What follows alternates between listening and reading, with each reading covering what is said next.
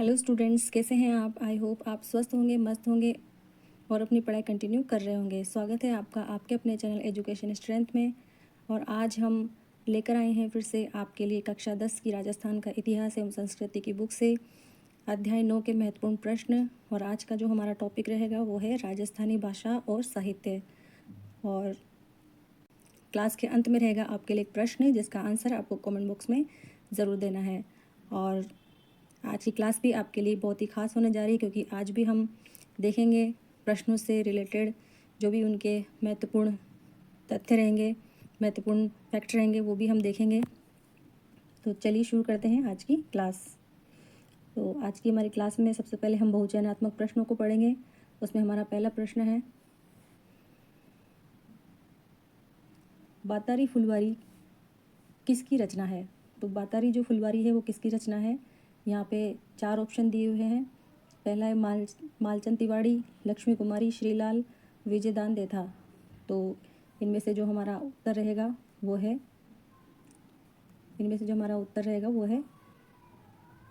विजयदान देथा। और जो हम यहाँ देखते हैं तीनों ऑप्शन में ऊपर मालचंद तिवारी, तो इनकी भी एक रचना है जिसका नाम है उत्तरियो है आभो। तो उत्तरियो आभो है जो मालचंद तिवारी की रचना है। और जो ये लक्ष्मी कुमारी है ये लक्ष्मी कुमारी चुंडावत है। कौन है? लक्ष्मी कुमारी चुंडावत है। इनकी भी बहुत ही प्रसिद्ध रचनाएं हैं। मांझल रात हुई, अमोलक बाता हुई, मोहमल, गिर ऊंचा ऊंचा गड़ा, केरे चकवा बात। ये जो रचनाएं हैं वो सब किसकी है? लक्ष्मी कुमारी चुंडावत की है। और जो ये श्रीलाल है, अब यहाँ पे हम कई बार देखते हैं कि पूरा नाम ना देखे, छोटा सा नाम दे रखा है लक्ष्मी कुमारी श्रीलाल। तो कई बार हम इस चीज़ के लिए भी कन्फ्यूज होते हैं कि ये कौन है। तो जो श्रीलाल है वो कौन है? ये नथमल जोशी है। कौन है? इनका पूरा नाम है नथमल जोशी। श्रीलाल नथमल जोशी इनका पूरा नाम है। तो इनकी भी बहुत ही प्रसिद्ध रचनाएं आपने देखी होगी, जैसे कि एक बींदनी दो बीन, परनेवड़ी कुंवारी, दोहरा रो धोरी। ये इनकी प्रसिद्ध रचनाएं हैं। तो ये थे इन तीनों के विषय में भी महत्वपूर्ण फैक्ट्स। और जो इसके बातारी फुलवारी की जो रचना है वो किसने की थी? विजयदान देथा ने। तो चलते हैं हमारे नेक्स्ट प्रश्न में। अगला हमारा प्रश्न है, जिस काव्य ग्रंथ में किसी राजा की कीर्ति, विजय, युद्ध, वीरता आदि का वर्णन हो उसे कहते हैं। तो जिस काव्य में किसी राजा की कीर्ति, विजय, युद्ध, वीरता आदि का वर्णन होता है उसको हम क्या कहते हैं? रूपक कहते हैं, रासो कहते हैं, विगत कहते हैं या वेली कहते हैं। तो उसको हम क्या कहेंगे? उसको हम कहेंगे रासो। तो ये हमारा उत्तर है रासो। और हम यहाँ पर ये भी देखेंगे कि रूपक क्या है। रूपक जो है वो किसी वंश या व्यक्ति विशेष की उपलब्धियों को दर्शाने के लिए काव्य कृति होती है। तो एक ये भी क्या है? काव्य कृति है। जो रूपक है वो क्या है? काव्य कृति है। और जो विगत होती है वो विगत क्या होती है? ये इसके अंदर जो आर्थिक आंकड़े होते हैं वो दर्ज किए जाते हैं। जैसे हम कह सकते हैं मूणोत नैन्सी की जो मारवाड़ रा परगनारी विगत, उसमें हम देखते हैं कि जो जनसंख्या है और रेख है, भूमि, किस्म, फसलों, सिंचाई के साधन इत्यादि का जो इसके अंदर वर्णन किया गया है। किसमें? विगत के अंदर। और कौन सी विगत के अंदर किया गया है? मारवाड़ परगनारी विगत में। यहाँ पे हम लिख देते हैं मारवाड़ परगनारी विगत। तो ये मूणोत नैन्सी की रचना है। और जो हम देखते हैं वेली, तो वेली क्या है? वेली जो देखते हैं हम, वेली क्या होती है? ये भी एक छंद होते हैं जो धार्मिक ऐतिहासिक होते हैं। जैसे आपने देखा होगा, जैसे इनकी रचना है पृथ्वीराज राठौड़ की एक रचना है वेली किशन रुक्मणी री। तो जो वेली किशन रुक्मणी री है ये पृथ्वीराज राठौड़ की लिखी हुई है और ये एक छंद के रूप में लिखी गई है। तो ये भी धार्मिक ऐतिहासिक जो वर्णन होते हैं उनके बारे में दिया जाता है। लेकिन यहाँ पे जो हमारा उत्तर होगा वो क्या, कौन सा होगा? यहाँ पे हमसे जो प्रश्न पूछा गया था वो कौन सा था, कीर्ति विजय युद्ध, किसी राजा की कीर्ति विजय युद्ध होता है, वीरता आदि का जो वर्णन होता है वो किस में किया जाता है, वो रासों में किया जाता है। चलते हमारे अगले प्रश्नों में। तो अगले जो हमारे प्रश्न रहेंगे वो है अति लघुरात्मक प्रश्न, और इन प्रश्नों को भी हम देखेंगे।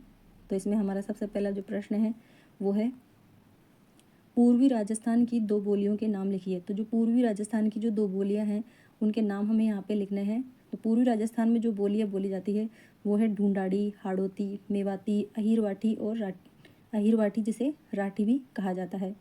तो ये पूर्वी राजस्थान की बोलियां हैं। साथ ही हमने नोट लगा के एक्स्ट्रा फैक्ट भी लिखे हैं। उसमें हमने पश्चिमी राजस्थान में बोली जाने वाली जो बोलियां हैं वो कौन कौन सी होती है, मारवाड़ी है, मेवाड़ी है, बागड़ी है और शेखावाटी, ये पश्चिमी राजस्थान की बोलियां हैं। और ये जो ऊपर हैं ये पूर्वी राजस्थान की बोलियां हैं, जिसमें ढूंढाड़ी है। ढूंढाड़ी में आप देखते हैं जयपुर, दौसा साइड में बोली जाती है। और हाड़ौती, जो हाड़ौती क्षेत्र में बोली जाती है, कोटा, बूंदी, बारा, झालावाड़, यहाँ पे कौन सी बोली बोली जाती है, हाड़ौती। और जो मेवाती है वो जैसे अलवर में मेवाती जो भाषा है वो बोली जाती है, अहिरवाटी, ये भी एक भाषा है जो पूर्वी राजस्थान में बोली जाती है। और पश्चिमी राजस्थानी में हम देखते हैं मारवाड़ी है, मेवाड़ी है। तो ये मेवाड़ी उदयपुर साइड में बोली जाती है, उदयपुर, राजसमंद, भीलवाड़ा साइड में मेवाड़ी बोली जाती है। और जो मारवाड़ी है वो आप जानते हैं मारवाड़ में बोली जाती है, जोधपुर, पाली ज़िले में ये भाषाएं बोली जाती है। बागड़ी हुई, शेखावाटी चूरू, सीकर, झुंझुनू में बोली जाती है। और गंगानगर, हनुमानगढ़ में भी ये बोली जाती है। तो इन बोलियों को हम याद रखें। चलते हैं हमारे नेक्स्ट प्रश्न में। तो हमारा नेक्स्ट प्रश्न है झमाल से आप क्या समझते हैं। तो झमाल से आप क्या समझते हैं, झमाल क्या होती है। तो जो झमाल होती है वो एक राजस्थानी काव्य का मात्रिक छंद होता है, राजस्थानी काव्य का मात्रिक छंद होता है। और इसमें जो एक्स्ट्रा फैक्ट है वो है पहले इसमें पूरा दोहा गाया जाता है, और इसमें फिर उसके बाद इसमें पाँचवें चरण में दोहे के अंतिम चरण को दोहराया जाता है। जैसे कि यहाँ पे एक उदाहरण भी हमने लिखा रखा है। तो यहाँ पे जो उदाहरण है वो राव इंद्र सिंह झमाल, यहाँ पे एक ही जो उदाहरण है वो लिखा हुआ है, इसमें इसको झमाल कहते हैं। तो ये क्या है, एक राजस्थानी काव्य है। चलते हैं हमारे अगले प्रश्न में। हमारा अगला प्रश्न है कन्हैयालाल सेठिया के दो प्रमुख काव्य संग्रह बताइए। तो यहाँ पे दो प्रमुख काव्य संग्रह पूछा गया है, दो काव्य कृति पूछी गई है। लेकिन हम यहाँ पे हमने जो भी इस बुक में दिया हुआ था, जो 10th क्लास की जो बुक है उसमें दिया हुआ था वो लिखा है हमने यहाँ पे। पहला है धरती धोरारी, लीलटास, मिंझर, ये जो है कन्हैयालाल सेठिया की रचना है। और ये प्रमुख प्रसिद्ध रचना है जो कई बार एग्जाम में पूछी जाती है, बहुत ही इम्पोर्टेंट है। आप स्टार लगा लें इसके कि बहुत ही इम्पोर्टेंट रचनाएं हैं और आप इनको जरूर याद रखें। धरती धोरारी, लीलटास और मिंझर, ये महत्वपूर्ण रचनाएं है किसकी, कन्हैयालाल सेठिया की। और जो धरती धोरारी है वो, धरती धोरारी जो है वो राजस्थान का आदर्श गीत भी कहा जाता है। राजस्थान का क्या कहा जाता है, आदर्श गीत, राजस्थान का आदर्श गीत भी इसको कहा जाता है, किसको, धरती धोरारी को। तो आप इसको भी बहुत ही, ये भी इम्पोर्टेंट है। कन्हैयालाल सेठिया की जितनी भी रचनाएं हैं वो बहुत ही इम्पोर्टेंट है। और यहाँ पे जो तीनों रचनाएं हैं उसको आप जरूर याद रखें।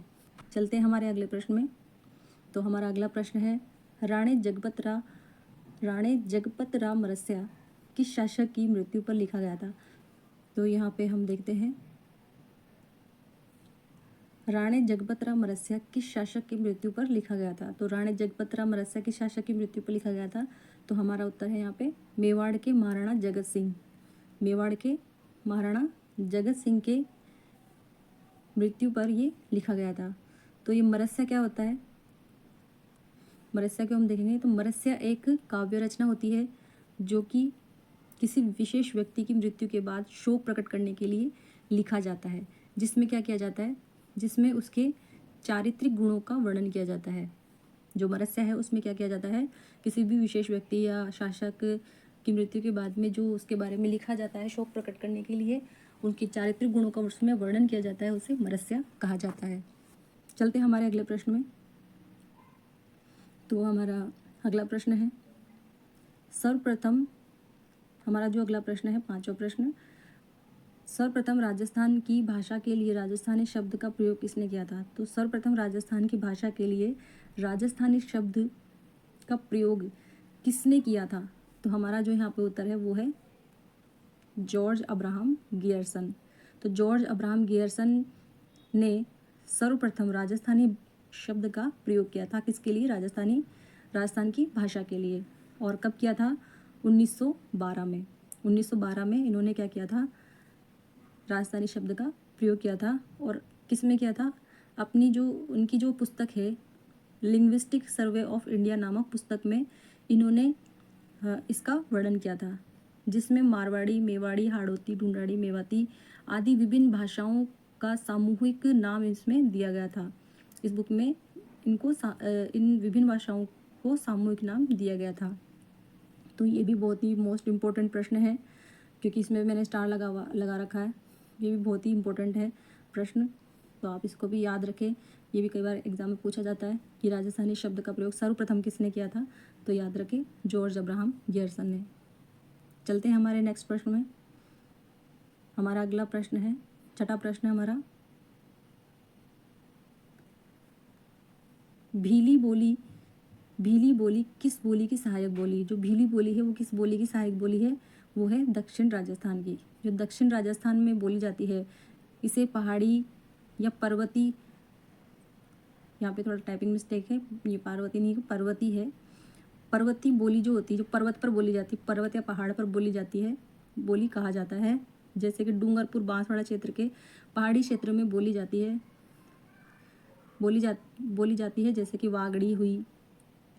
तो ये कहाँ पर बोली जाती है? डूंगरपुर, बांसवाड़ा क्षेत्र में पहाड़ी बोली ये बोली जाती है। मेवाड़ के पर्वतीय क्षेत्रों में भी ये बोली जाती है। उदयपुर, चित्तौड़, राजसमंद, भीलवाड़ा आदि क्षेत्रों में भील आदिवासी बोली जाती है। और यहाँ पे भील आदिवासी जनजातियाँ निवास करती है, जिसे पर्वतीय मेवाड़ी बोली कहा जाता है।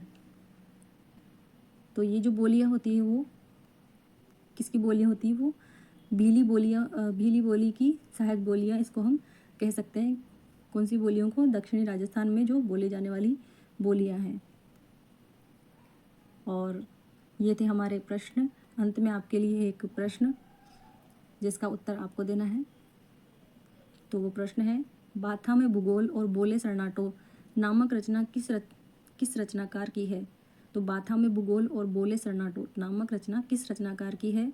तो इसका आंसर आपको स्वयं कमेंट बॉक्स में देना है। और आपको हमारी क्लास कैसी लगी आप हमें कमेंट करके ज़रूर बताएं। और अगर आपको हमारी क्लास अच्छी लगी तो इसके लाइक करें और अपने दोस्तों में शेयर ज़रूर करें। तो मिलते हैं नेक्स्ट वीडियो में, तब तक के लिए बने रहें आपके अपने चैनल एजुकेशन स्ट्रेंथ में। Thank you.